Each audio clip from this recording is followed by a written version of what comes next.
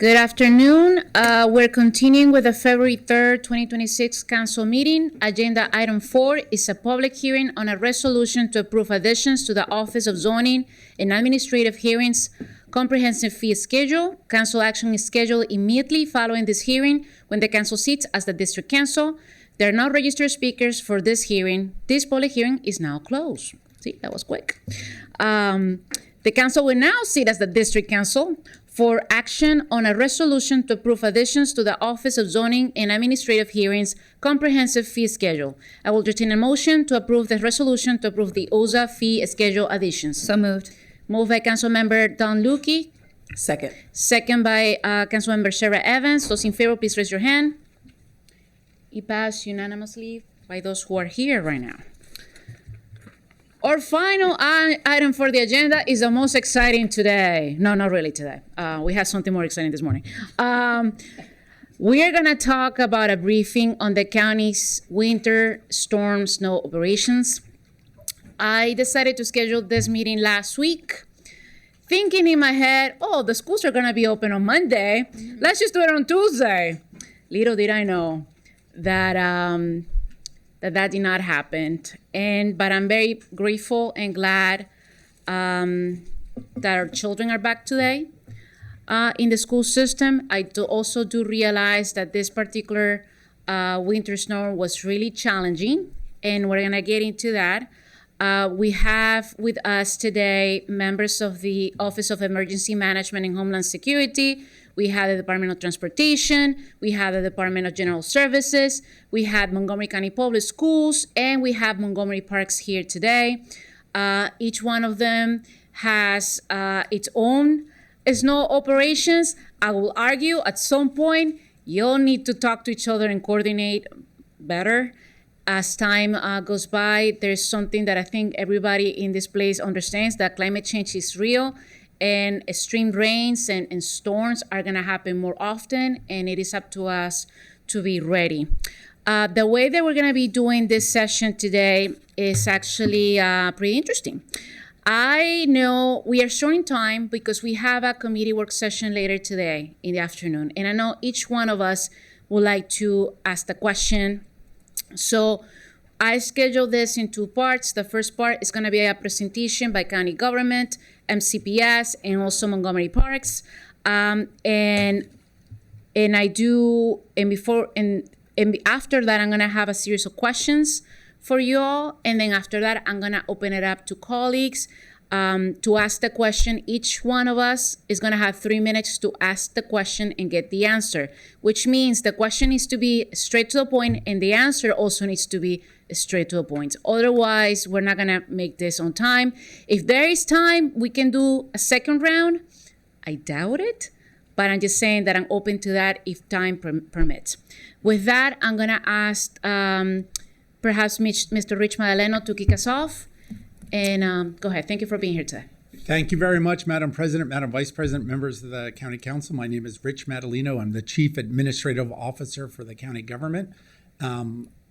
As you heard, we're joined today by a variety of leaders within our county government to talk to you a little bit about what happened. Thank you so much for giving us this opportunity, because it's an excellent opportunity to start by saying thank you to all of the county government employees, state employees, school system employees, parks, private contractors, individuals who helped our response to this unprecedented storm. You're going to hear a little bit about the weather. You talked about climate change. You're going to hear a little bit about what this foretells for the future and how we need to be thinking about it.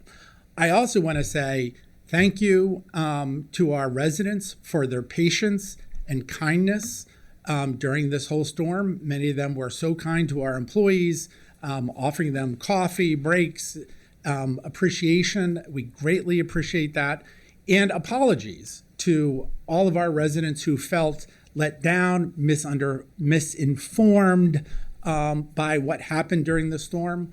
Just like the water system, where cold weather can reveal a crack, which leads to a leak and a broken pipe, this certainly led to some surprising outcomes, and systems that we thought were working did not work as planned. The snow tracker, some of the transfer of information from 311 to the Department of Transportation. Since we're still in the middle of this, we don't have answers necessarily to all your questions, but I can tell you that the county executive demands us to get to the bottom of all of these stories, to understand what happened and to make sure they don't happen again. So we will be doing an after action report, as we always do, about this storm. After every season, we sit down and go through the whole plan and try to figure out what have we learned this winter and how does that inform for what we're going through. So we take that very seriously. So again, thank you for this opportunity. I'm going to turn it over to Matt Mazurko. Matt works for OEMHS, and he is, amongst other things, our lead meteorologist for these sorts of events. He has a few brief slides he's going to go through to explain what happened. Good afternoon, everyone. As Mr. Mandolino said, I'm Matt Mazurka. I'm an emergency management specialist. This will be a real brief overview for time here. So our 2026 winter storm summary in January, if we can transition to the next slide.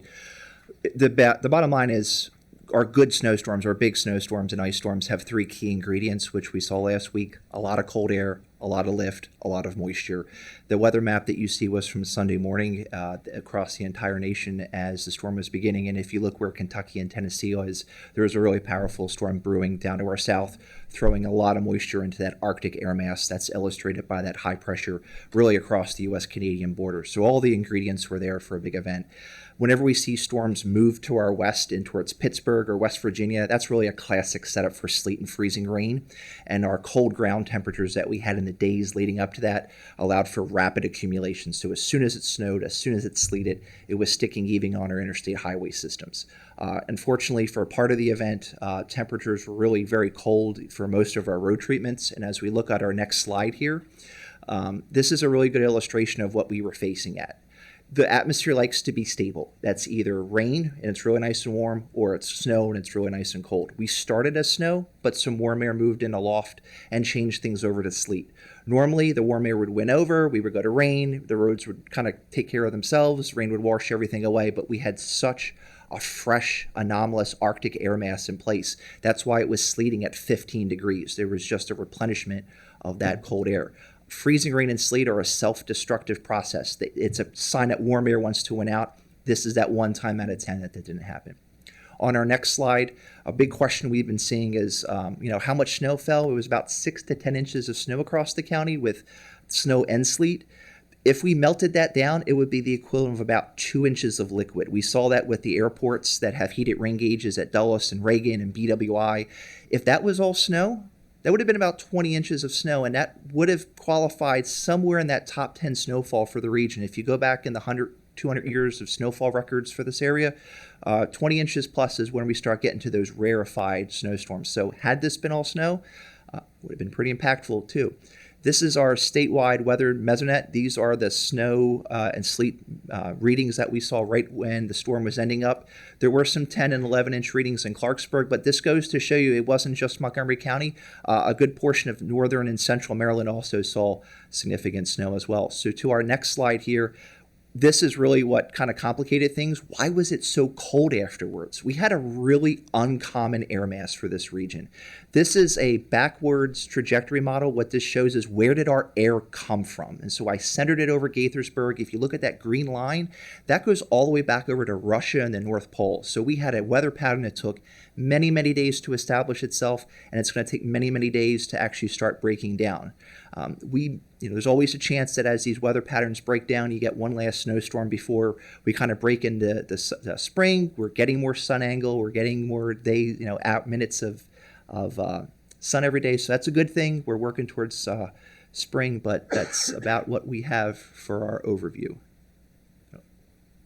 So, Madam President, with 7,800 lane miles of roads across Montgomery County, our Department of Transportation is responsible for more than 5,400, the state almost 1,500, and our municipal partners almost 800, with park and planning responsible for probably another 50. We have tried to answer all of your questions in our presentation, so as you go through, you might see that we've touched on some of them. So I'm just trying to make sure you understand that we greatly appreciated those in advance, and hopefully we will get through many of them so that you don't necessarily even have to go over them again. So with that, I'll turn it over to David Dice, our Director at the Department of General Services.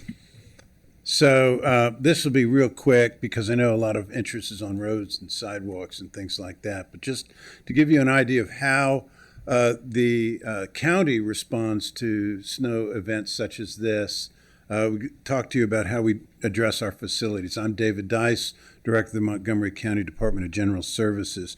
We activated when OEMS activated at 8 o'clock on Saturday the 24th. We were finally deactivated 3 days later, 3.5 days later at 5 p.m. on the 27th. That included the initial response as well as a reactivation to address snow melt. And snow melt's something that's still going today. Sun's shining, snow's melting, it's going to refreeze. We'll be back out there early in the morning to make sure the public buildings are accessible. So this, as long as this is melting, it's still going on. DGS staff reported, I have a staff that reports to the Emergency Operations Center during a partial activation. And that includes folks from my office as well as my fleet maintenance as well as facilities. And they're the ones that are coordinating across divisions within DGS in the response, as well as with DOT, with OEMHS, and with public safety. Public safety facilities are always our number one priority. We hit those first, followed by other essential health facilities, and then recreation and libraries. Before the event was come, we knew it was coming, so we ensured that all emergency generators, fuel tanks were topped off. We brought in all necessary assets and supplies on Friday before to make sure that we staffed, because we know from experience, I've been doing this for a long time, once you're in the place, you're going to stay in place until it's over. So we wanted to make sure there was enough food, there were cots, there were supplies, and people, staff, so that no one individual is overworking themselves. That's when mistakes are made, that's when injuries occur. One of the things we did, knowing what was coming and knowing that we have these facilities, we coordinated with DOT, and now that we've got photovoltaic panels over a lot of parking lots, we encourage departments that have vehicles on surface lots to get them under cover. This improved our ability to clean public facility surface lots much more rapidly than we've been able to in the past, which is a real positive achievement this year. To get those vehicles out of the way instead of having them get stuck in the snow and the ice that occurred. I have 45 facility staff here in the Rockville Court all over the county. They worked for 52 hours straight with periodic breaks. These are the folks that are actually out with shovels clearing sidewalks, because we knew what was going to happen. If it was sleet, it would be even more difficult to remove. So we were working throughout the storm clearing sidewalks and have contractors clearing parking lots. This occurred at 231 county sites. We have them all prioritized and listed. We know which ones to hit. We had 6 contractors working with 82 pieces of equipment, which included salt spreaders and plows, as well as other pieces to clear sidewalks. 55 sidewalk crews out there spread across the county, and we were operating out of DOT salt domes. Later in the week, at MCPS's request, they contacted us saying they're having a hard time getting all the sites necessary. So on Thursday, having completed our work, we directed a couple of our contractors over to MCPS to help them. While all of this is going on at county facilities, we also are supporting DOT Highway Services in their response to plowing. So DGS Fleet, I brought in 26 heavy equipment mechanics along with welders and parts technicians, because you don't think about this stuff happening in the response to emergency. As I always say, if it moves, it breaks. And so we expect this to happen. The welders did their thing. The heavy equipment mechanics did theirs. They worked for 24/7 for 5 straight days. Attending equipment, Chris is going to give you a list of the equipment that they were using. All of that stuff had to be maintained and equipped. Just as a summary, those guys were reinstalling ripped off mud flaps, replacing hydraulic hoses and repairing hydraulic leaks, flat tires caused by tire chains. Tire chains are great, a lot of road, wear out the tires. We were retrieving and towing both trucks and ride-on buses that were stuck in snow banks, replacing snow plow cutting edges. As those plows are running along the streets, they tear, they break off. We actually made sure before the event that we were stocked with all those replacement parts. The object is to get the vehicle into the shop and out of the shop and back on the road. No one of those vehicles was in our shop for repair for over an hour. So they were back on the road helping out what we could do. The outcome of this is that all county facilities were ready to be open and for business by Tuesday morning. Really proud of the DGS crew for doing that. So with that, I will turn it over to my colleague. And now for the biggest component of the snow response, we're going to go through DOT's reaction to this and all the actions that have taken place. So go ahead and advance. Our preparation for this starts in the fall. Every year we have an annual exercise, training, a mock snow event where all the computer systems, response systems, personnel issues are all reviewed, and we get ready for the snow season. We invite regional partners to participate in that. So that's the beginning of the preparation for this. It's not just before the storm. During the week of the storm, we became aware of the impending storm on Monday. We began our internal preparations for crew assignments and equipment availability. On Thursday, we began operations. So we have been now operating for the storm for 13 straight days. We pre-treated all of the primary roads on Thursday. On Friday, we began the public information campaign, and many of you participated in that, to advise our residents that this was likely to be a long-term dig-out event. Saturday, we pre-treated all residential roads, which is not a normal component of our storm plan, but given the intensity of this storm, we did additional preparation work. You wish you could prepare so much as that it doesn't happen, but that's not possible. And the bulk of the work happens after the snow starts. So Saturday at 6 p.m., we declared a snow emergency, which has various provisions in it, which is moderately to maybe even unhelpful. We'll talk about that a little bit later. And then I activated our crews at 9 p.m. Sunday, about 5 hours before the weather actually started. During this, again, snow emergency, 21 free parking garages during the duration of the storm, on-street parking restrictions throughout residential neighborhoods and on snow emergency routes, and a taxi surcharge are in place. During the event, we're responsible for about 5,400 of those lane miles, about 2/3 of the road network in the county. We had 500 pieces of equipment on road duty. We had another 126 pieces of equipment on sidewalk duty. We were active, as I mentioned, for about 240 consecutive hours of snow operations here. Around 600 people deployed on this. Roughly half of that is county staff, and roughly half of that is contractors. During this event, we've cleared 100 miles of sidewalk, over 800 bus stops, and we're working towards 1,000. The 21 parking garages were kept operational, as those are places people's cars are that they aren't normally at home. And we've handled over 10,000 311 service requests. During the response phase for this storm, and we have two elements of our response phase. One is systematic, where we know exactly what we need to do, and that's what we focus on. During the event itself, we're focused on emergency response, working with David's crews to make sure fire stations and other police facilities and places where emergency responders are coming from are accessible. We have crews stationed at those facilities to help emergency responders get to locations. We're then focused on keeping access to within a quarter mile of all houses in the county and on our primary road network. When the snow stops, we then transition to the residential street network.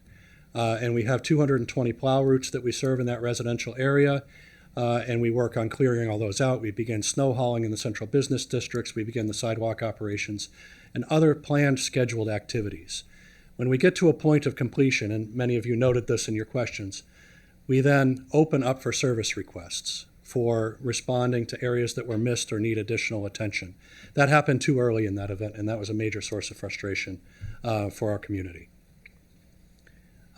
Plowing, this happened throughout the county, started around 4 a.m. on Sunday, and it's not plowing now, it's hauling, but has continued through while we sit here today. So 13 straight days of this activity have been underway by the county.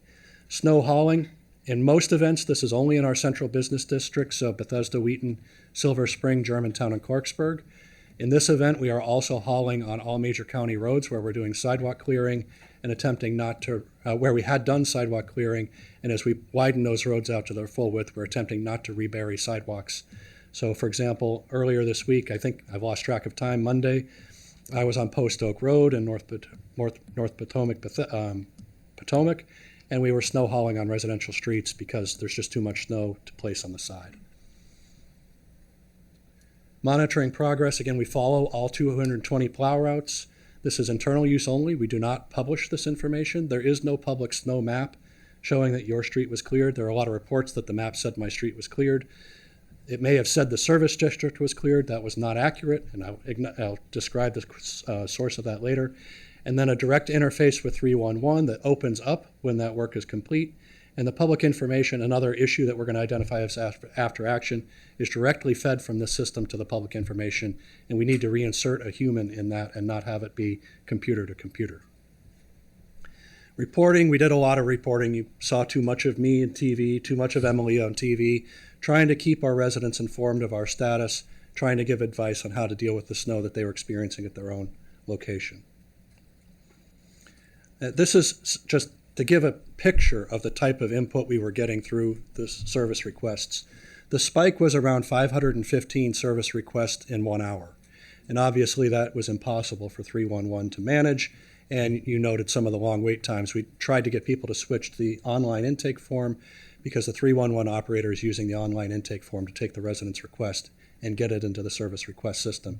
You can see how that spiked on Wednesday, the day people really had that expectation that they would be able to move about. That expectation was partially met. We were probably 80 to 85, 90% clear on Wednesday, but that still means there are a lot of people who didn't have access to the road network. And then you can see how that tailed off through the remainder of the week to low levels of activity over the weekend, and those low levels of activity are continuing yesterday and today. Challenges, deep snow and ice pack, equipment failures. None of these were catastrophic, but nonetheless, when the equipment fails, it has to go in and get fixed.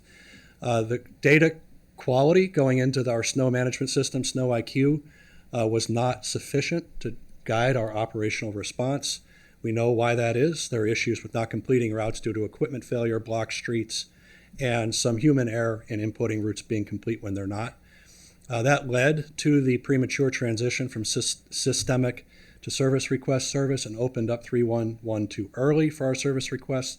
And the service requests that were received before that were closed without explanation, which is we need to just address the explanation. We still need to close that because we cannot take service requests before we're done processing the plow routes because they're going to get plowed anyway, and then we'll have a backlog that we won't know how to address and sort through.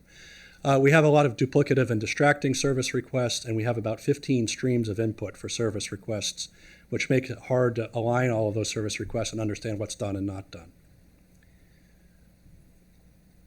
And then challenges, it's unavoidable that we're going to replow snow across people's driveways, onto sidewalks, and against parked cars. It's just simply not possible. The snow has to go to the side of the road. There's nowhere else for it to go. We struggled. I think we tried, but the message may not have been understood.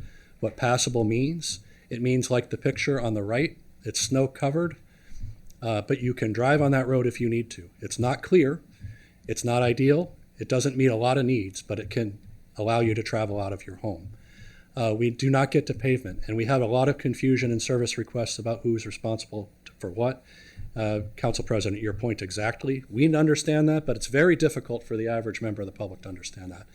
And I think I missed at the beginning of this, we'll go to the last slide. Some of the things that we're looking to do, there's more. No, we covered that. Adjustments, more person-to-person communication.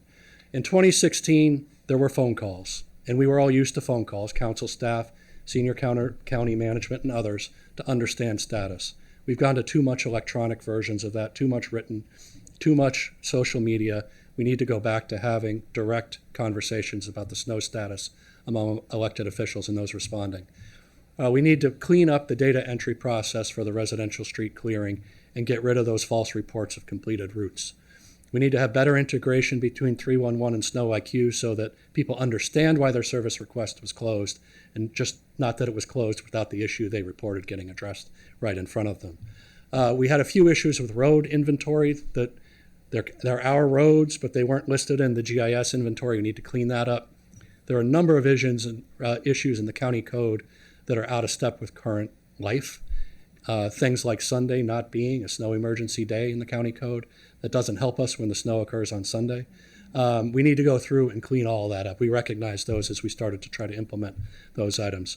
And the part of this I missed was the magnitude of this event. There's a huge amount of snow and ice, 3 million tons. It's 125 maximum weight semi-trailers worth of snow, 125,000 that fell on streets in the county that these agencies had to move. Much of that was done in 2.5 to 3 days. It's an incredible accomplishment. We could not have done that without the dedication of county employees. They stayed at this, they grinded through. It's brute force, it's ugly, it's big, and it had to be done. We did our best to keep them from the negative commentary, but it does affect morale and ability to respond. They're at it still. We've been working closely to get school issues cleared so that schools could reopen, and we've done a lot with interaction with the municipalities, the State Highway Administration, and other agencies, not strictly within the county DOT's purview, but we've taken that on to try to get all of these issues addressed so that the full functioning of the county could come back together.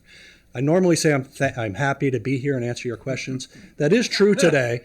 I am happy to be here. I want to answer the questions. It was a big event. 95% of our activity went well and as planned. The major issue we had was with electronic communications from system to system without human intervention before that got to the public, making them think something was done when it wasn't done. And we know what we need to do to fix that going forward. So thank you for the opportunity to answer your other questions today. Thank you. We're going to proceed with MCPS. I have comments and questions, but I'm going to hold them. MCPS, Mr. Adnan Mamoon. Yes. Can you please go ahead? Hi, good afternoon. Thank you. My name is Adnan Mamoon. I'm the Chief of Operations from Montgomery County Public Schools. I do want to begin by thanking the partners that we've had throughout this event with MCDOT and DGS. As Director Dice and Director Conklin has already talked about, we did reach out to the county partners, and they have been very helpful in helping us through this process. As everybody has already talked about, this has been a very, very complicated storm. We have, experienced the significant amount of snowfall, the refreezing conditions, and the repeated plowing that, Director Conklin already said that was unavoidable, which again, reburied sidewalks and entrances after they were already cleared. Throughout all of this, we remain focused on the safety of our employees as well as our students. So we started our operations. Obviously, we've been meeting throughout the week. Last week before the storm started, our operation started at 6 a.m. Sunday morning. We did set up hotel rooms for some of our maintenance folks that helped, started clearing our school sites at 6 a.m. Sunday morning. And we wanted to make sure that they had access to, so that they didn't have to travel back and forth to home. So we set up the hotel rooms for them. They started out at 6 a.m. And remained deployed throughout the week. And we had to, and then building services staff was brought in on Monday after we determined it was safe for them to, get on the roads to get to our schools. And we started immediately clearing all of our sidewalks at 237 school and office buildings. And again, many of the cases we had to, clear and then re-clear as, folks were, cleaning up their snows. We also experienced equipment strain, which has already been discussed already because of the cold as well as the amount of use that we were getting. And so we had some breakdowns due to the sustained nature of the operation, but we continued to, rotate teams and resources and making progress at every site. We relied heavily on contractors. About 90 of our schools were, we utilized contractors to clean up 90 plus of our schools. However, as you heard, they were also busy with, cleaning up the state roads and county roads. So we just, had to continue to work with them. And then when we reached out to DGS, we were, able to access more contractors. And then from our transportation department, we staffed all our 5 buses depots daily, cleared the lots and the buses, and conducted road checks, which allowed us to kind of create the list where we were seeing concerns. And we've been sharing that list with Director Conklin's team, and they've been helping us with that. But ultimately, the neighborhood, road and sidewalk conditions were what, helped us determine whether we were going to open schools or not, because about 1 in 5 of our students walk to schools, as well as many others depend on access to sidewalks and areas where they can, stand and wait for the buses to pick them up. So because of the sidewalks clearing was not enforced, we had to depend on that to make sure that we were making the calls on when we were able to open our schools. We were operating today, and as anticipated, we have encountered some challenges both with walkers navigating icy or uncleared sidewalks and with buses maneuvering through neighborhoods. And our Department of Transportation is tracking these issues in real time, and we'll continue to coordinating with our sister agencies on this. During closures, we also ensured one of the things we did is as early as possible, we opened up 9 of our sites to start serving foods. So on Wednesday, we had 9 schools that were open for food distribution, and then on Friday, we had a total of 16 sites that were available for food distributions. The count is not finalized yet. We served north of 47,000 meals throughout last week to the families.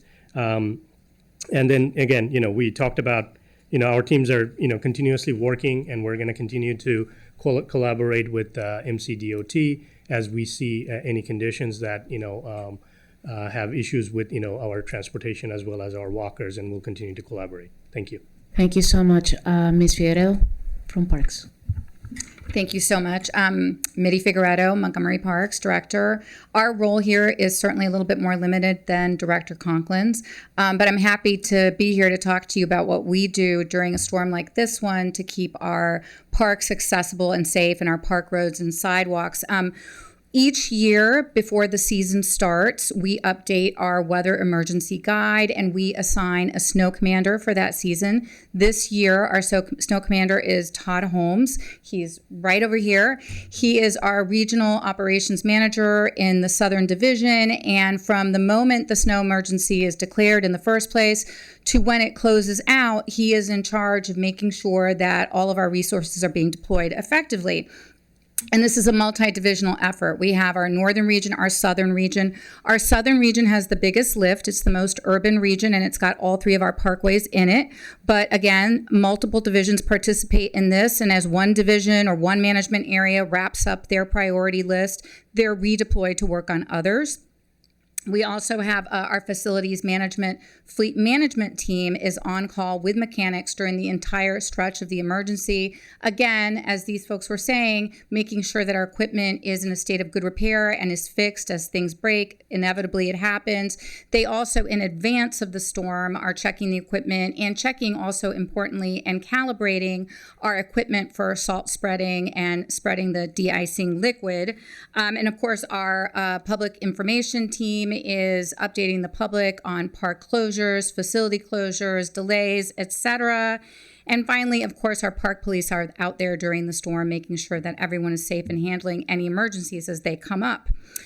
During the snow emergencies, we are staffed by park staff.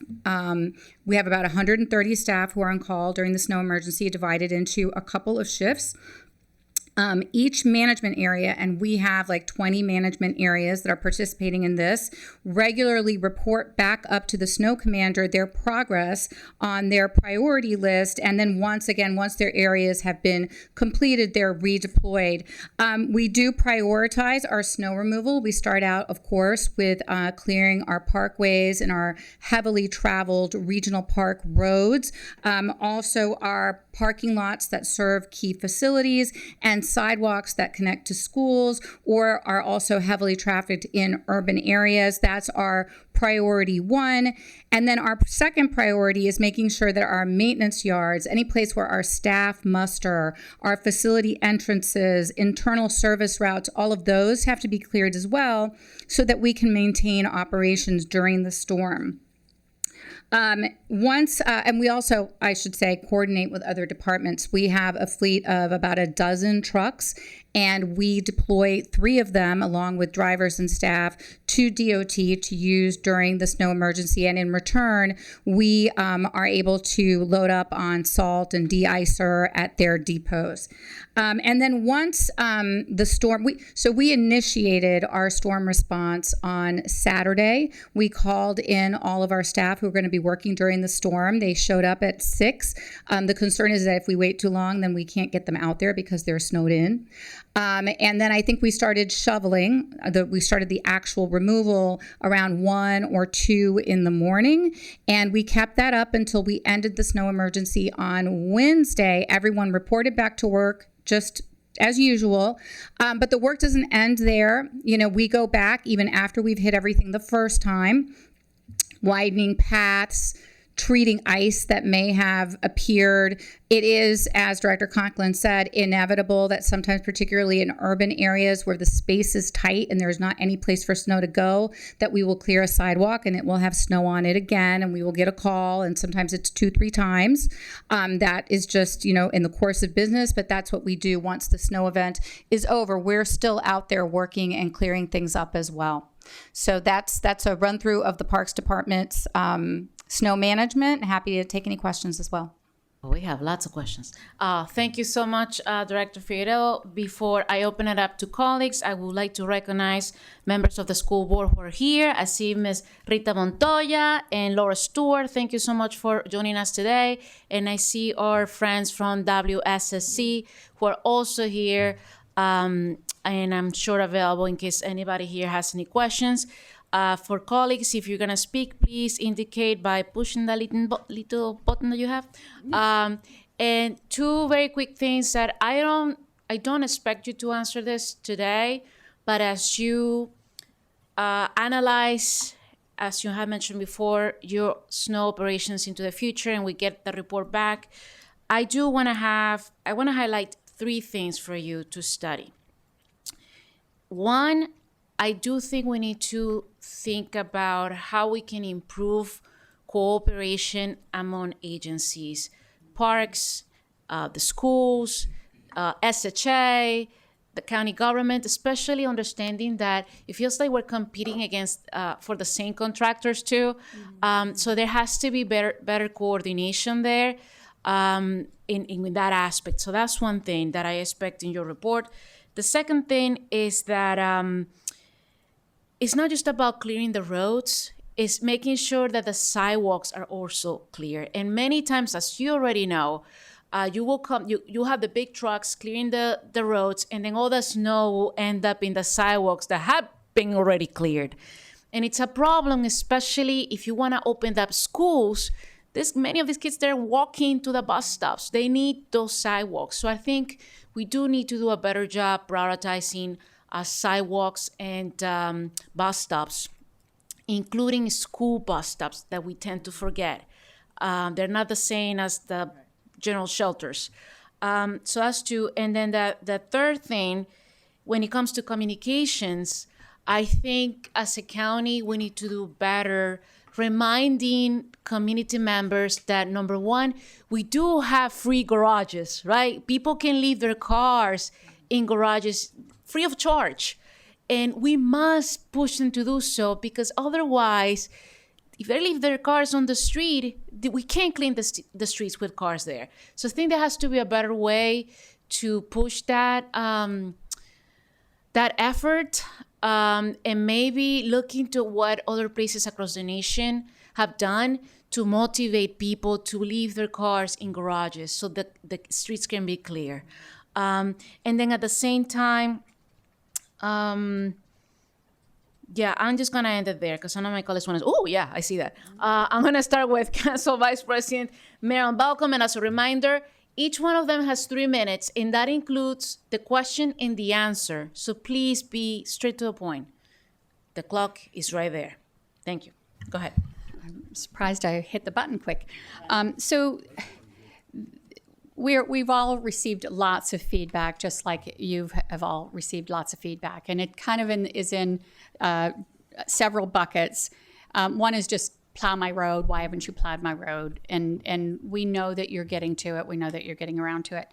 But then the other 2 are, the miscommunication, the street tracker, that was just a source, and 311, that was a source of a lot of frustration. And I think that communicating that the systems had issues could have been better, right? So because we were putting out, go to the tracker, put your road in, And we were setting up expectations that that was going to get correct information. So I think that that is certainly something that if there's a problem with the communication system, then we need to push that message out, that there's a problem with that. And then also, I don't know if we're opening up a can of worms or not, but in terms of communication, if we all have, and other directors, other people in the government have the same message, we can often reach deeper into the community than you can, and just to get the message out. I try not to engage in the back and forth on social media, but it's a good time to get that message out. So I think that would be an idea to use our communities. And then the issue of who does what. I think that specifically has been the frustration now. So I'm going to stop talking and ask the question of, at what point did MCPS ask the county for help, and how did that interface go? Because I feel like there's a little bit of, wasn't us, right? And so I think that should be clear. So can I say, Councilmember Balcom, I totally agree. The public does not want to hear or see finger pointing. It's all of our collective responsibility. I get that.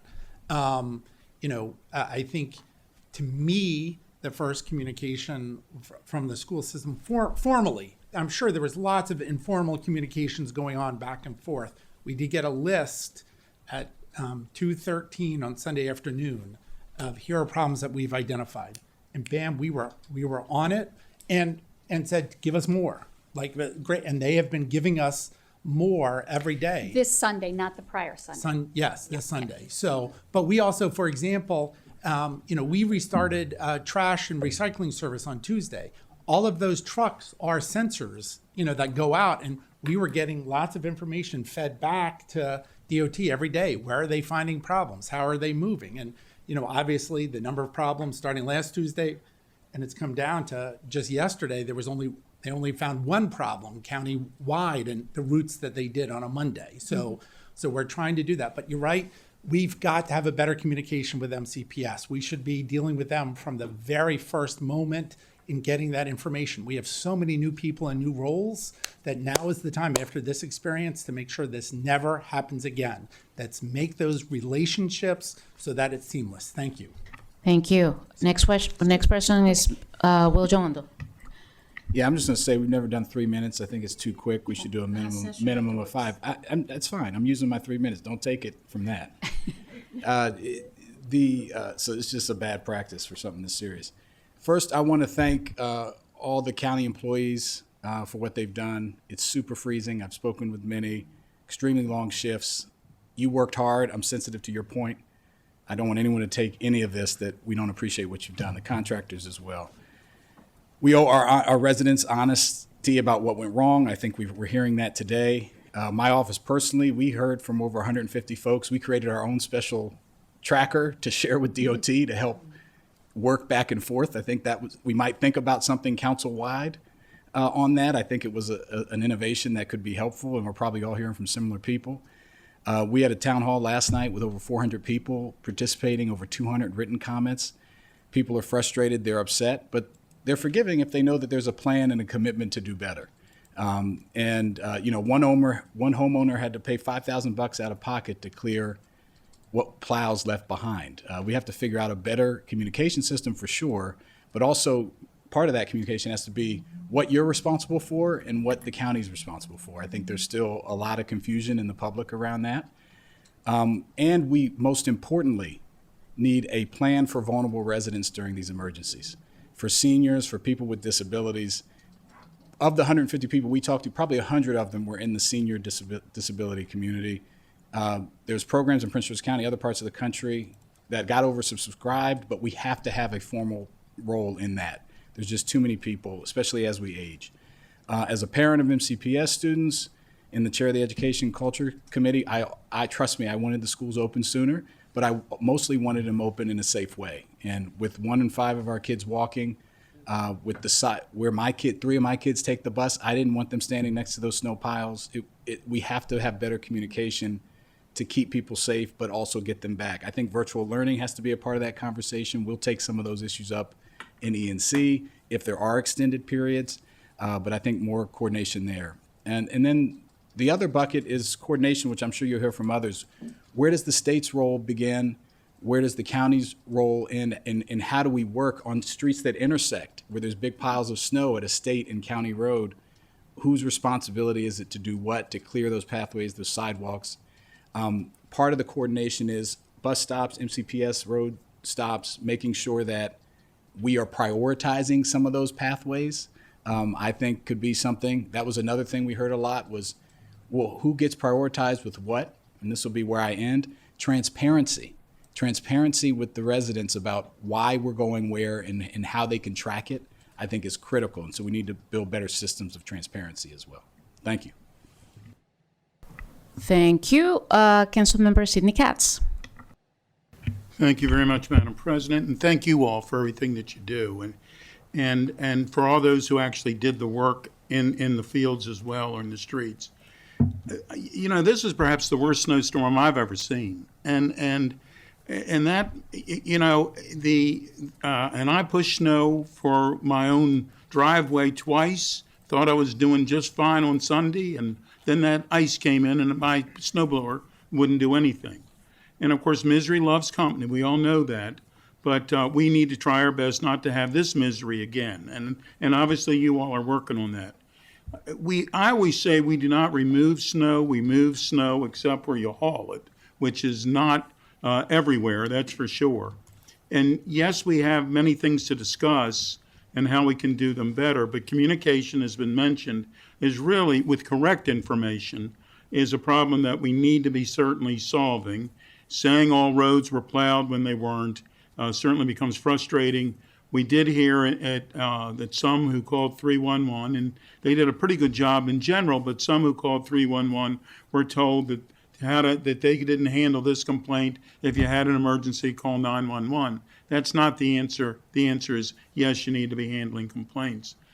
Years ago, I was on went to a snow rodeo, and the city manager drove the plow, and I drove the little plow itself, the blades themselves. It was a sunny day where they had snow. They had little cones out. I had every cone, every ball, and it was a sunny day. I mean, how these people can do this kind of work when it's not a sunny day is just amazing, and at night, and ice, and others. The problem with the sidewalks, and the Vice President talked on this, but here someone clears a sidewalk. It was not easy. Clear their sidewalk. There's no grass strip in some cases. And the snowplow comes and puts the snow back on, and then somebody says, you didn't clear your sidewalk. Well, you cleared the one from the heavens, and so we need to have a better system on that as well. For the resources, everybody needs the same equipment at the same time during the same emergency. But we need to discuss with the states, the municipalities, the MCPS, private contractors who do HOA streets. We need to coordinate with them if there's extra equipment that we could be using during that time. And we need to, once again, do a better job. But we certainly do not want it to be lost, that we sincerely appreciate all the work that all of our people did in to make their jobs, and if we need to be investing in something to make their jobs more efficient, easier, and quicker, and I finished up on time. Thank you very much. Thank you so much, Mr. Katz. Councilmember Evan Glass. Thank you, Madam President. I want to start by thanking everybody, much as the executive team has done, our bus drivers, our snowplow operators, first responders, utility, frontline crews, and so many others that kept our community functioning to the best of its ability. That was the reality. But at the same time, it is incredibly important that we recognize the deep frustration that our residents faced. We we're all frustrated, and I was frustrated, and we handle a lot of issues here in Rockville. A plethora of things that we tackle every single day, but snow removal is a core function of local government, full stop. That's why we're having this discussion. And over the last week, I've received hundreds of emails, and I do want to use a second to give a shout out to Chris House-Smith on my team for fielding all of that, making sure that people knew that we were still operating and put people in touch with the Department of Transportation, with the Parks Department, recognizing that we were still working for them.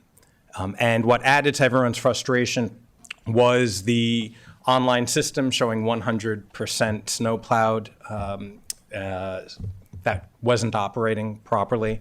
That has been noticed. But I want to fast forward to this morning. School returned, and neighbors of mine shared with me a video from the Flower Avenue apartment where 50 school children were hoisted by neighbors over an ice barricade so that they could get on the school bus. And that happened this morning. And so I want to thank the neighbors who stepped up to help the kids.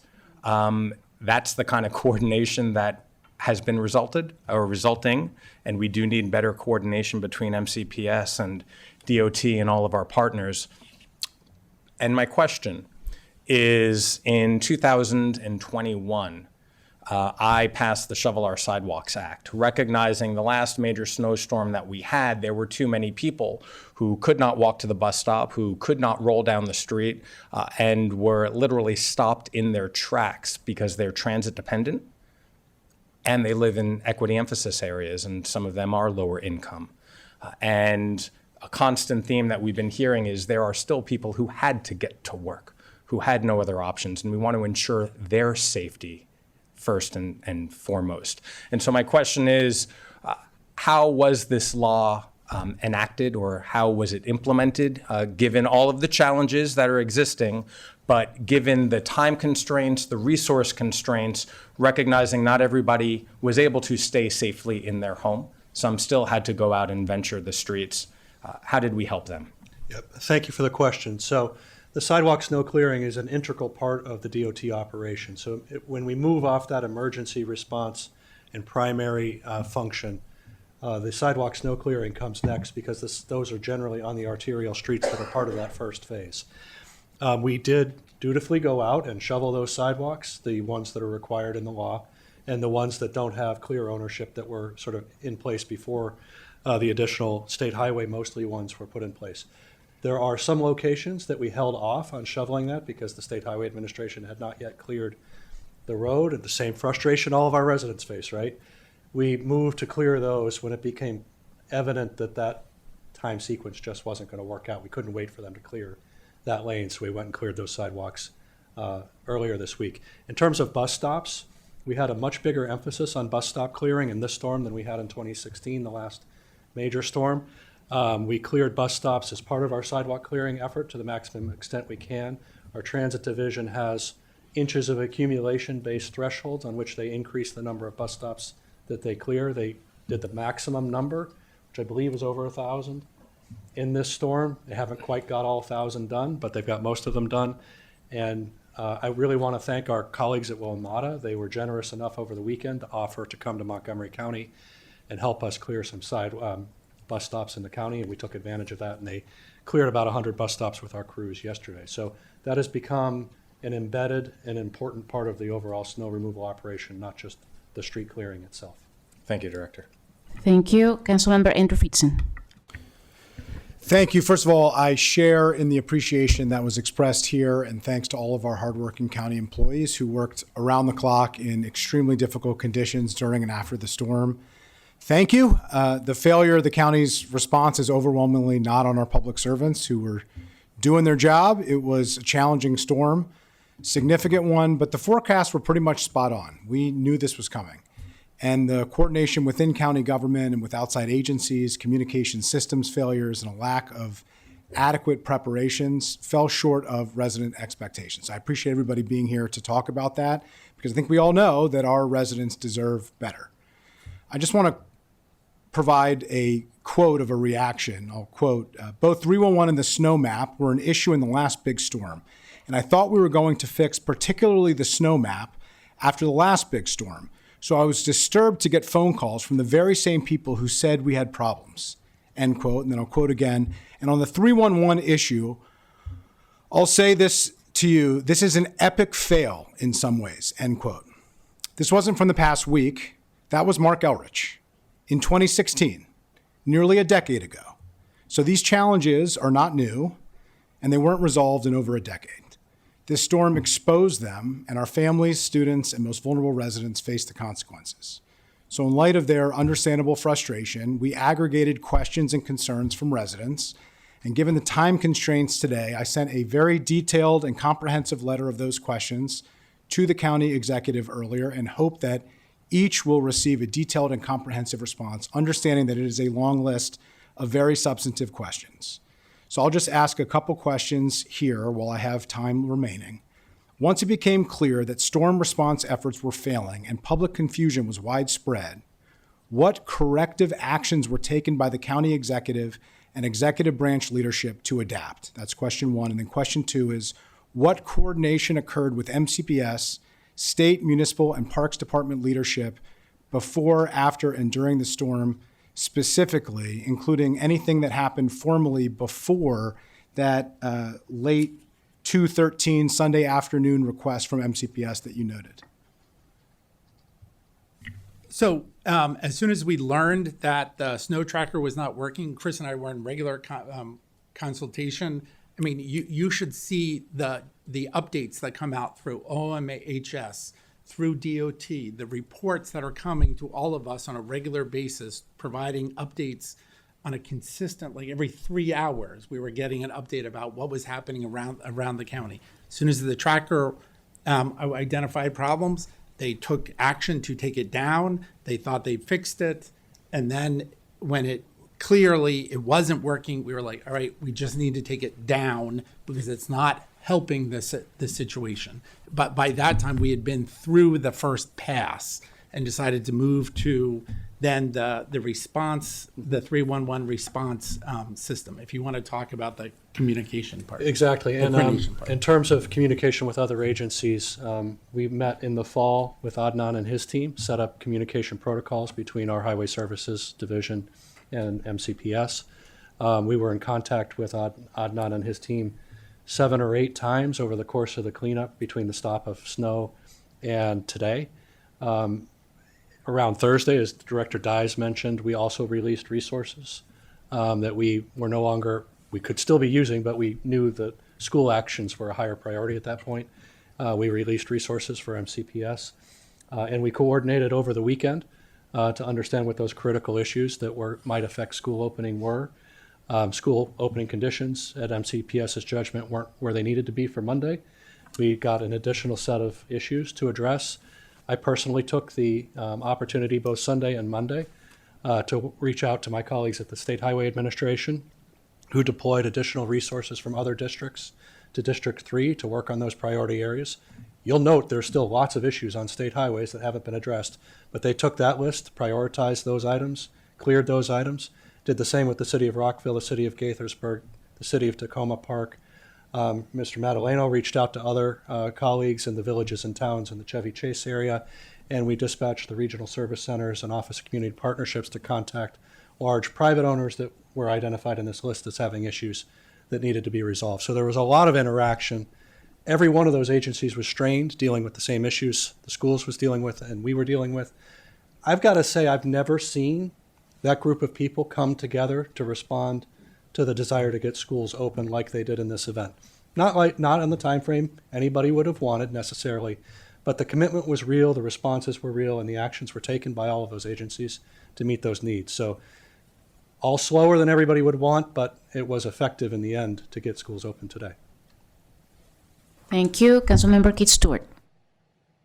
Thank you.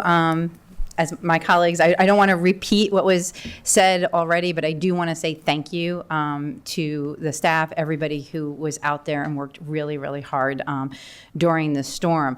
One request, I did see all the questions that Councilmember Friedson forwarded, and I would say I think we all agree there's a lot of overlap from what we're having, what we're hearing. So I'd ask that those questions not only be shared with all of us, but shared with the public, because I think it'll go a long way through transparency and understanding why we got here today. So the big buckets for me, as we've all said here, is communication and sharing that communication with the entire council. As Council Vice President Balcom said, we can get to our residents. Many of us translate our newsletters and other things into multiple languages. We can repeat is the 101 in communications. And so please help us with those tools to do that. Wednesday, as Director Conklin said, was a really, really tough day for a lot of people. Councilmember Jawando specifically talked about those of our residents who are in vulnerable positions. I do want to say thank you to Director Conklin.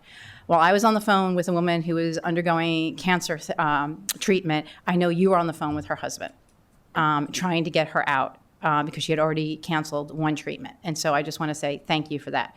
My questions are about prioritization and equity. Pretty much everyone here has talked about prioritization, and maybe today we don't have the time to get into it, but I'd really like to know how we're doing that prioritization. Director Dice, you talked about prioritizing county facilities. We talked about prioritizing certain roads, prioritizing different bus stops. But who's making those decisions and how are we prioritizing? Because I know there are parts of my community, I mean, those are the people I hear from, but the Rolling Terrace Elementary School area had, from what I heard from residents and experienced myself when I went out there, had not seen a plow till later in the week. And I know there may be other areas too, but I think we need to really look at how we're prioritizing, and we probably don't have time in my 54 seconds to do that. School bus stops, thank you for the question on coordination. One question I have is whether or not our county actually knows where all the school bus stops are while you're doing the plowing. Is that something that's overlaid? For our parks folks and regarding trails, really understand you can't clear all the trails, but this is one thing that I very much have appreciated your office and really thinking about in our communities where our trails are our sidewalks and our connectors, like in the Rolling Terrace area. If we can think about for future events, are there areas that we do need to be clearing because they do act like sidewalks? They are connectors. And so I think my time is up. Thank you.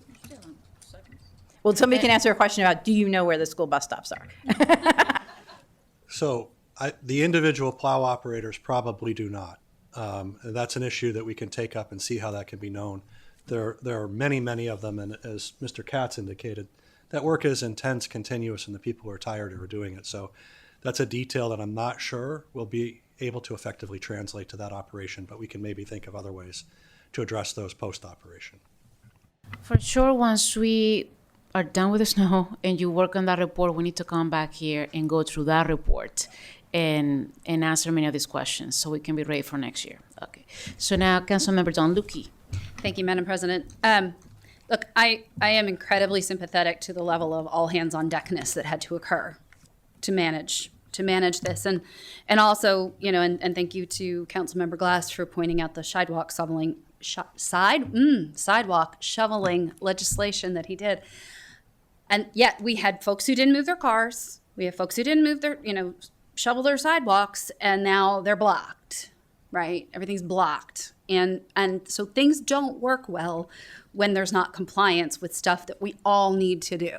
And I'm saying that having spent a fair amount of time shoveling snow on Monday because I had a surgery on Tuesday and I needed to get out of my house in order to make sure I could make it for my operation. But I'm sitting here listening to all the things that have been said, and I'm thinking about other school districts that probably deal with this on a more frequent basis than we do, like the Toronto Unified School District, which has 600 schools and about 100,000 more students than us. I know it's less miles, but Toronto also has the world's busiest highway running through it, right? So it's no joke. Buffalo, Boston, New York City. And maybe we look at them to see what we could do better in terms of coordinating with our public transit, our school transit, our sidewalks, et cetera, in order to make sure that that's working better. I wanted to note and ask, I guess, there was commentary that led me to go, hey, red flag. One of the things you all need to audit is if the contractors were being shared by State Highway, Department of General Services, and MCPS, were they billing each entity at the same time for the same work? Because I'd want to know that. Then, look through it and tell me no for certain after you've looked at all the bills, right? People want to know. And also, to Councilmember Friedson's point about the comments that were made by the county executive in 2016, was an after-action report done then? If so, could you all resurface it and send it to us? I'd love to read it and see what was supposed to have been addressed based on what came out of that after-action exercise, and then what we're still not having had addressed successfully 10 years later. My final question is, who had charge of incident command for this storm within county government? Can somebody answer that, please? Okay. Luke Hodgson, as our emergency manager, has that overall coordination. Right. So, and I appreciate Director Hodgson and all that he does. I also know he didn't get to come up here and talk to everybody. We were trying to be respectful of your time. Understood, but I would love to, I'm assuming because Director Hodgson had control of this as incident commander, then he would be directing the after action on this. And my one question is, Director Hodgson, do you believe this was a success? Or do you believe we have things that need to be improved upon based on this incident as it stands now? Oh, I guess he's going over there. Oh, he's got a chair. Hey, David. Good afternoon. I think this was a particularly challenging situation. I think there was a mismatch in the expectations amongst the public and what can realistically be done. That said, I think we've all acknowledged that there are things we could have absolutely done better. We have a list of those already. You all have further contributed to those. The public continues to contribute to those. So the short answer to your question is absolutely we can do better. Every one of these events we can do better. Thank you. I appreciate you. Thank you. Councilmember Lorian Sells. Thank you. I remember looking at the news and speaking with Dr. Bridgers about what notices were going to be shared in advance of the snowstorm, because I was traveling.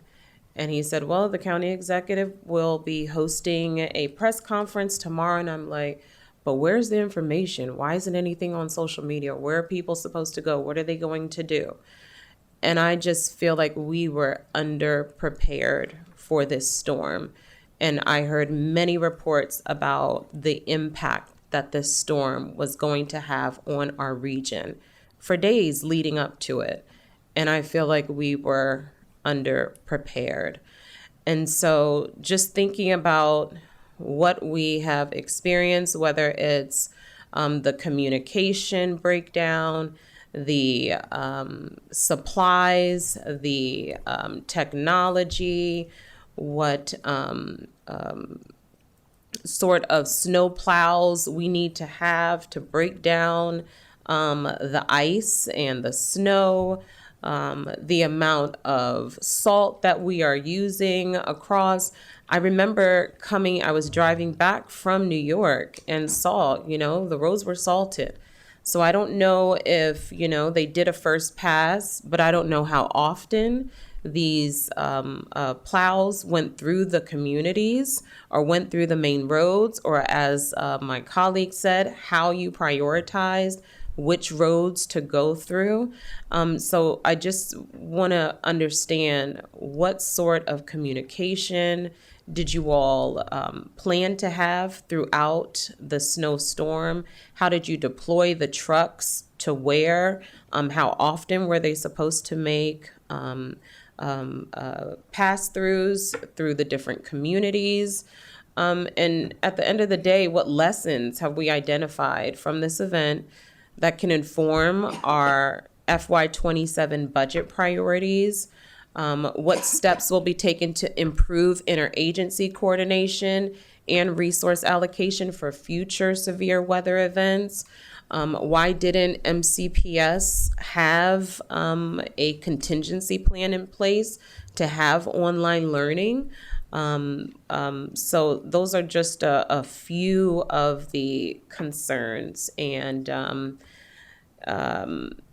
what prior assessments were taken to assess the potential risk? Did we make sure that we had enough equipment on the road? Were staffing challenges part of the problem? So I just think there were, we appreciate each and every one of you. We celebrate our department heads, and we know you all do a good job.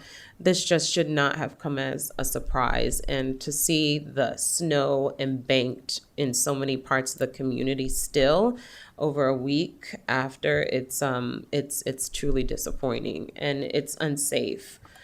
So I'll stop there. Any reactions from anyone? I could give a little bit of discussion about the preparation communication plan within DOT. This storm followed the pattern that most storms that strike our area follow. It was, as you heard at the beginning of this, much more severe. Our communication plan is consistent across those storms. In this case, we had snow emergency briefings twice before the storm with the county executive. During the storm event, our reporting was as it always is, with periodic Storm Operations Center reporting that I think many of you, or I think all of you, your offices receive. That continued throughout the storm. We did everything we could to inform the public of our status. The issue with the reporting of the closed tickets and the completed streets was a software to software issue. It was not related to the communications plan or strategy. It was an unfortunate direct computer to the public communication. And that's what I said, we need to reinsert a human into that process to assess whether the computer report is matching reality. And we've continued to do that reporting and communication through the weekend and today to keep everybody apprised of what our activities are. So that component of it was relatively strong. And in terms of resources, staff, materials, equipment, we had no issues that really hampered the effort in any of those areas. It was slow based on the conditions, based on the type of material we're moving, that some of our equipment can't do it, so we have a slightly smaller fleet of equipment to do that work. This stuff happens very rarely, so if you were to equip for this event, that equipment might not get used before you retire it, and would have to be maintained for years without use for that purpose. County executive asked that exact same question. We said we would look at what equipment could serve multiple functions that we might acquire that we could also use in these events, and that's something that we'll include in the after-action study.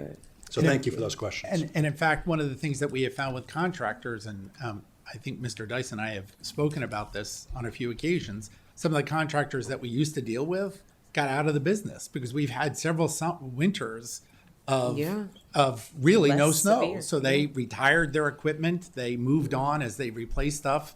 And so we're constantly trying to figure out, new partners to work with as they were making quite understandable business decisions about where to invest time and money. That makes sense. And everything you asked are things that will go into an after-action report for with all of you. And of course, we will be back with you all for the after-action report, mindful of the fact that we're still in the same pay period.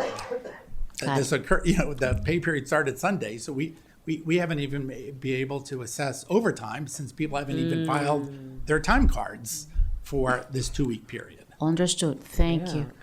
Next, Councilmember Mink. Thank you. First, there is one thing that I do want to repeat that I think we all have said and it is important to say, which is expressing appreciation for all of the employees who have been out working hard day and night, and we have systems issues to address, but that is not the fault of individual folks who were out doing the very, very best they could around the clock, and we appreciate that so much. And I also want to give a shout out to members of my team, David Hondowitz, who has also been working practically around the clock to try to make sure everybody is getting a response and that we're in communication with all of you up here. And also a shout out to my husband, who has also been doing a lot of shoveling, including shoveling out my shoveling out one of our streets so that a kid could get to the hospital for what turned out to be an emergency surgery. It is times like this when we do see communities come together. And it is also times like this that tease up, as you all have said, the important systemic changes that we maybe did not realize were so pressing, but the time is now. The presentations, I think, really did correctly identify many of the issues that we've been seeing crop up in the many hundreds of emails and communications that we have been getting. So that's good to see, and I look forward to the update that we're going to be getting on those questions. I did want to mention two of them. One is specifically the issue with the fact that the sidewalks get recovered when we plow, that raises concerns from residents who are concerned that they're going to be fined. And maybe they've put hours into clearing a sidewalk, and then a county or a state plow comes by and covers that sidewalk up again, and they just don't have it in them to do that again. And so, how should we think about that? How should we deal with that situation? And I also want to come back to the school bus stop issue, and I hear that we have a 2-hour delay just announced for tomorrow as well. So on the school, safety is the number one priority. Also, we need our kids to be able to learn, and I know that's what we're here talking about. This morning, as one example, kids who walk to Blair, and I'll note this one because we saw this on the bus tour for the University Boulevard Corridor Plan, right? They have to cross University Boulevard twice, right? The east side and the west side, and there's a little island in the middle. And that sidewalk was not cleared as of this morning. So you have kids then who are being forced to either climb up and onto the iceberg, right, or walking on University Boulevard. And so I was a little nervous in the response to Councilmember Stewart's question about whether and how we're incorporating school bus stops, and I'll add on the walking routes to school as well. That logistically, yes, that is going to be difficult, but I would say a worthwhile thing to figure out as you use this moment as a time to figure out how we're going to cross-coordinate, how we're going to make sure that we are allocating across all of the different areas, to please try to figure out how we can include the bus stops and routes to school, because that really is what determines how so much of our county is able to move forward the next morning. Any reactions, especially from the school? So as far as coordinating the question, or are you talking about the delay for tomorrow, Jim? Just trying to... Well, if you want to break some news with a reaction about the 2-hour delay, you're welcome to. My systemic question is, do you all think that there is a path forward to incorporating the prioritization specifically of school bus stops and routes to school? And I don't know how you've been thinking about that in the kind of, amidst the craziness that we're the whack-a-mole that we've been trying to do, but what are your thoughts on that for moving forward? Yeah, no, I think that's a great question, and I think one of the things that we are also capturing in this is what we are seeing out on the streets with all of our drivers that are driving right now, as well as having trouble picking up the kids. So we're trying to gather all that information, and we've been sharing information with MCDOT. So we'll continue to do that, and I think that gives us an opportunity to kind of maybe identify some of the problem spots that we're seeing, and it's gonna, assuming that it's gonna continue to, be an issue in the future. So that would allow us to create those certain areas that we can then, have that shared list with the MCDOT, where we will be observing. Obviously, we'll be the eyes and ears, our bus drivers, as they're picking up. But obviously, that list, if it's already created, then it will allow MCDOT to prioritize those locations as well. I know, just like Councilmember Stewart brought up, I believe the Flower Avenue apartments. I know in other. Oh, I'm sorry. But in other, yeah, okay. But in other contexts, some of the information that we've gotten from the school system are things like this apartment complex, getting the bus through the apartment complex. Again, not our road, but of course we have people, whether it's the regional directors, DHCA, where we can get people to contact that property owner or that manager and say, hey, do you realize here's the problem? The bus can't get through. What can we do to clear it? And so we are putting out people and trying to use all of our connections to address those issues as they come to our attention. Thank you. Thank you so much. We have, as I said at the beginning, we can have a few more minutes for the second round. If people have questions, something else, Council Vice President Marilyn Balcom. So a lot's been said. A couple things about the bus stops is for MCPS. At what point did you start thinking that you needed to clear the bus stops? Because I get that you asked the county on Sunday for help, but at what point why weren't you doing bus stops on Monday or Tuesday after the storm?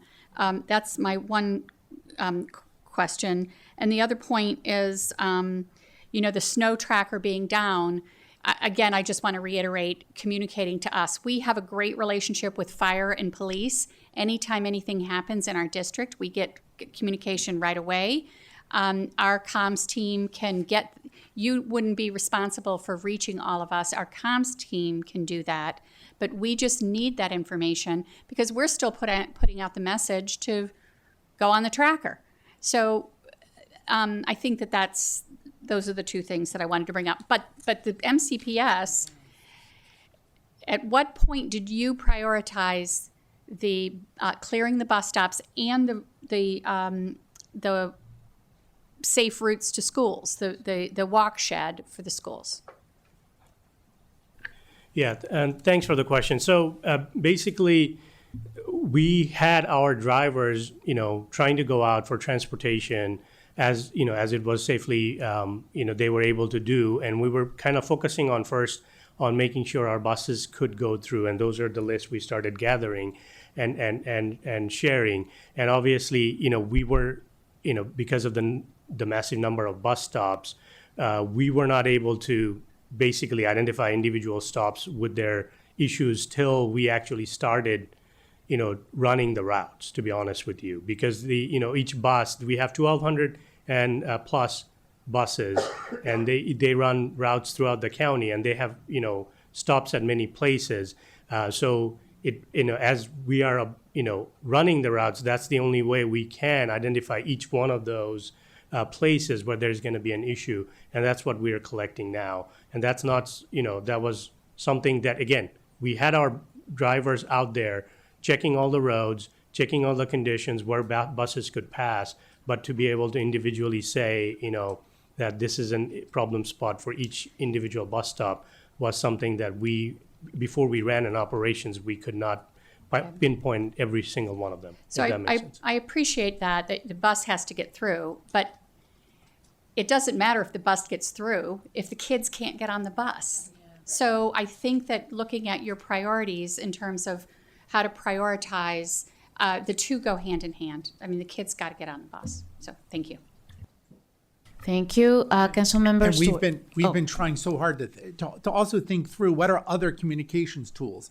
Should we work, because MCPS has quite the network of communications through listservs of every school. Should we reiterate parking policies, sidewalk policies, things that aren't school issues that typically they don't, but maybe we should next time make sure that everyone knows this is the day you park on the even side of the street. This is the simple messages that can be reiterated through as many channels as possible, because while we might be putting it out on all of our county government social media, it only has so much of a reach.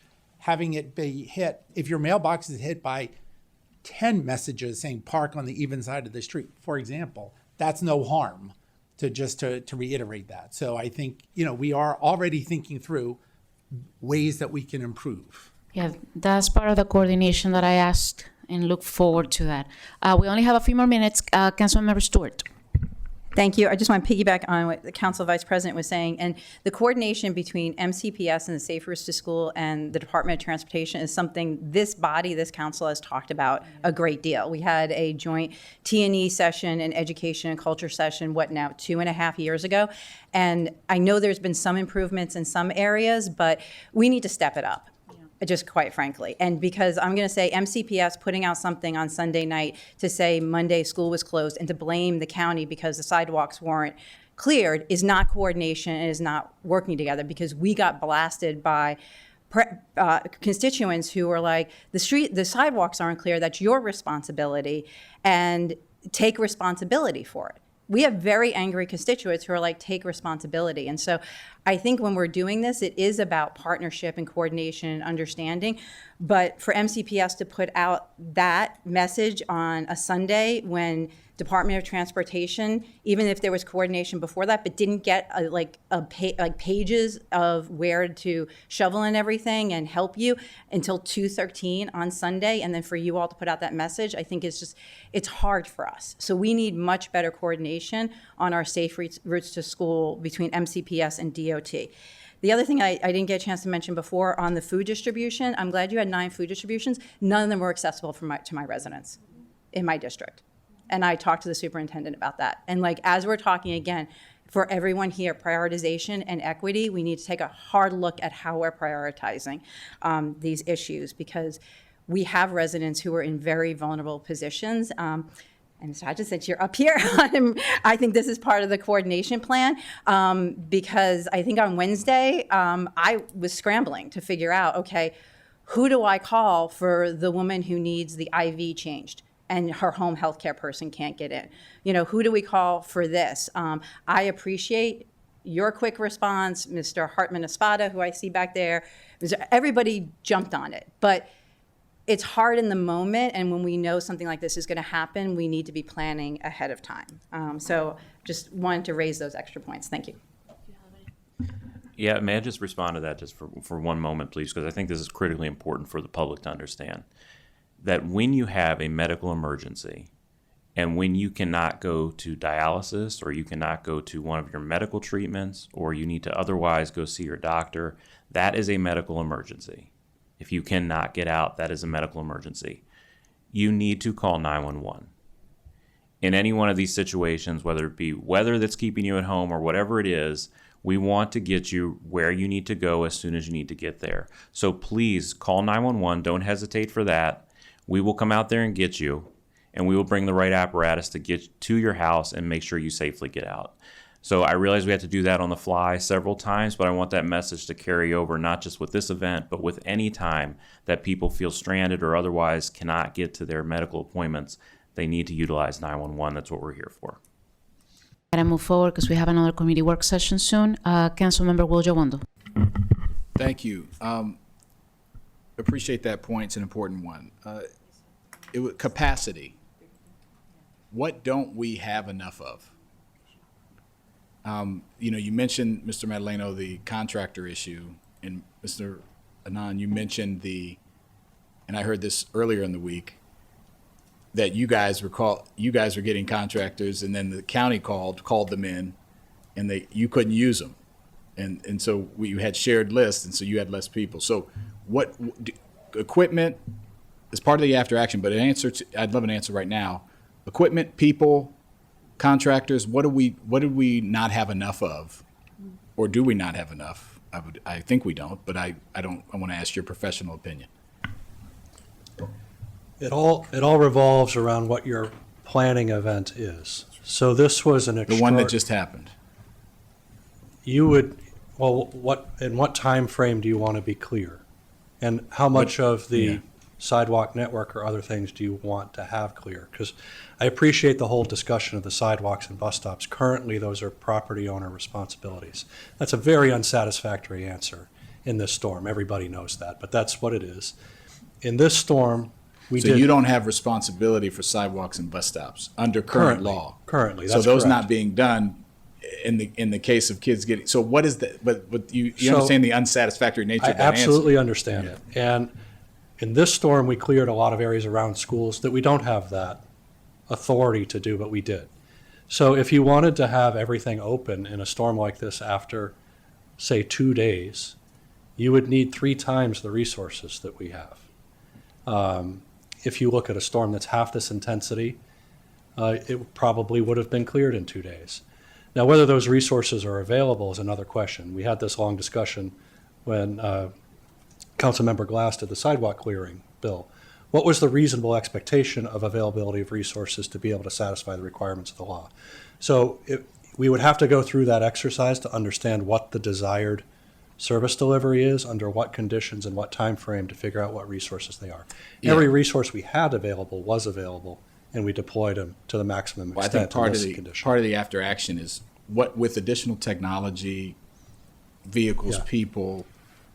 What could we do? Like, I think we need to be clear on what we currently can do and how quickly can we respond based on X, Y, Z of storm, small, medium, large, and then we need to have a conversation about, well, what do we need given the weather update of things, that direction we're probably heading in. We're going to get more, not less of these going forward. So Councilmember Joe Mono, I know we're at time, so I won't go too long, but our workforce is geared towards an event like we might have tonight, which is right. nothing to a couple inches, and can we get it addressed for schools to open with a delayed opening?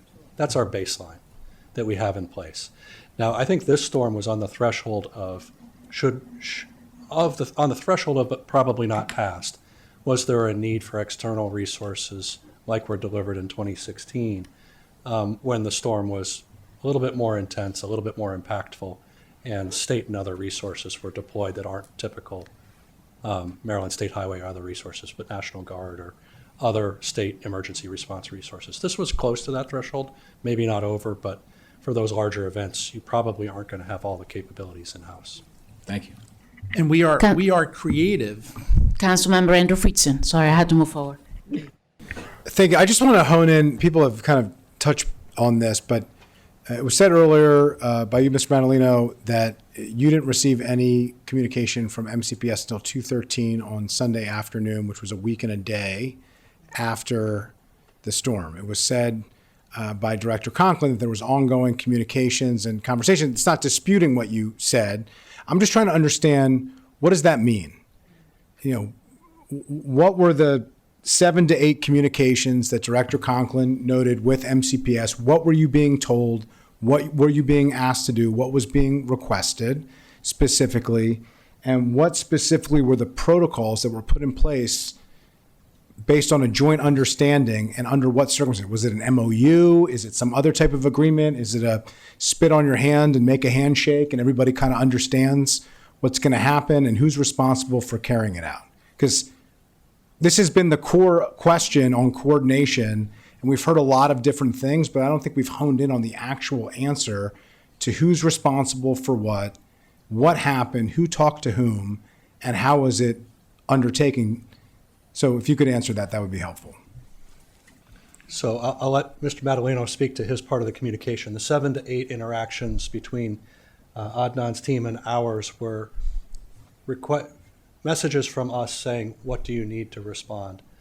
And then asking for specific needs, which MCPS delivered to us on Sunday.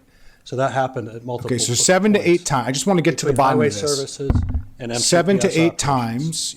On what you're saying is 7 to 8 times Yes. the Montgomery County Department of Transportation Yes. sought from MCPS what Yeah. they needed in order to get schools open. Yes. And so- it wasn't until Sunday at 2:13 p.m. that a formal request came over of what exactly was needed. There were some other issues that were identified in those other communications that we responded to, but a longer list of issues that had been identified through the route testing and other activities that MCPS did was delivered to us on Sunday. And based on the protocols that were put in place in the fall that you told us, what was supposed to happen? Because I can't imagine that the protocol suggested not responding until 8 days after a storm requesting help. The protocol is to have an open line of communications and to communicate needs and resources to each other. There's nothing beyond that. Okay, to me, that doesn't sound like a protocol, just to be totally clear. We did It seems like a reinforce- general understanding, which to me is inadequate. I met with the superintendent, and we agreed that we would establish those lines of communication and use those, but there is no written agreement to back that up. Okay, well, all evidence to the contrary that was followed through upon, the spirit, if not the letter of that agreement.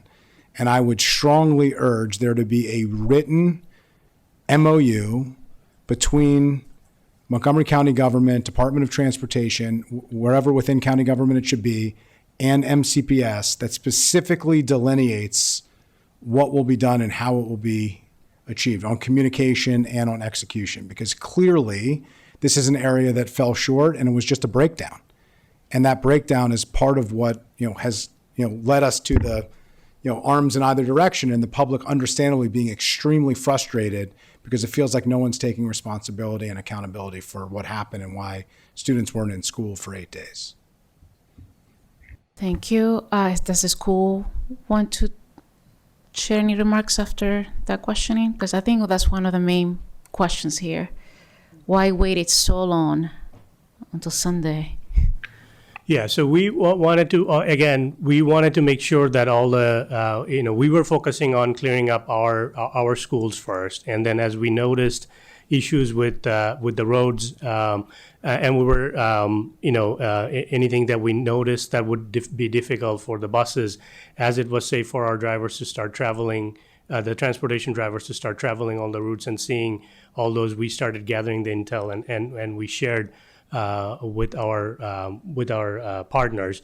But we, again, our initial focus was to make sure our facilities were ready. So we worked on that, making sure that, those were done. And then we, obviously, again, had to focus on continuing our work with the sidewalks because as everybody mentioned that, as it was cleared, it was, again, got covered in snow again. So we focused on that. And then as we were able to send out our drivers to get to these, the locations, we started gathering the intel and shared with the county. Thank you. Councilmember Menk. Just wanted to agree with as I know that we have plans for you all to come together and figure out what you're going to do systemically to work together and coordinate, taking into account the school bus stops and sidewalks and safe routes to school, et cetera. And I appreciate that and look forward to hearing that. And also wanted to agree with what Councilmember Stewart said about the food distribution sites for my down county residents. Also, this was an issue. I was also reaching out to MCPS, and it was not clear to me if the issue was school MCPS or DOT or private sidewalks that are technically the responsibility of the homeowner, but really they're the issue of the public at large, and what are we doing about that? So if you could please do include the school distribution sites and making sure we have equitable access to those in part of the overhaul that you all are going to be looking at putting together.